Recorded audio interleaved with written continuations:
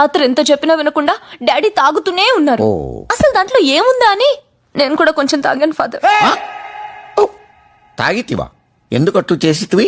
విధి ఫాదర్, విధి. ఓ, ఆ తర్వాత? నాన్నని అర్థం చేసుకున్నాను. ఏమని? ఇంకో పెగ్ వేస్తే బాగుంటుందని. ఓ, తర్వాత ఏమైనది? ఏమవుతుంది? ఫుల్ బాటిల్ కొట్టేశాను ఫాదర్. కళ్ళు తెరిచి చూస్తే మార్నింగ్ 9 అయింది. అందుకే చర్చికి లేట్ అయింది. Father, father. పాపాత్మురాల, నిన్ను ఈ చర్చ అనుమతించడంతో నీ తోటి బాలికలకు నువ్వు ఈ వ్యసనం అంటించదు. ఒక క్వశ్చన్ అడుగుతాను, ఆన్సర్ చెప్పు. నాలో నీకు నచ్చిన విషయం ఏంటి? నువ్వు బాగుంటావు సీత. నువ్వు బాగుంటావు సీత. అది కాదు, ఒక్క విషయం, వన్ థింగ్. నన్ను తలుచుకోగానే నీకు గుర్తొచ్చింది నీ చేతి వేళ్ళు. ఫస్ట్ టైం నోటీస్ చేసింది కూడా అవే. చాలా బ్యూటిఫుల్గా ఉంటాయి.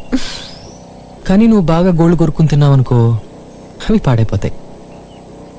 అవి కాకుండా నీ కళ్ళు, ఏదో స్పార్క్ ఉంది, ఇంకెవరిలోనూ చూడాల.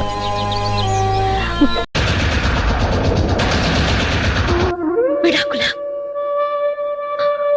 వద్దండి, నాకు అన్యాయం చేయకండి. నా జీవితాన్ని బజారు పాలు చేయకండి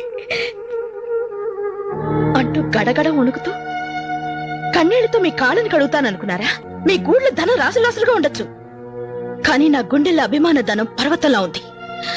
ఈ మేఘన ప్రాణాలైనా వదులుతుంది గాని పాదాల్ని మాత్రం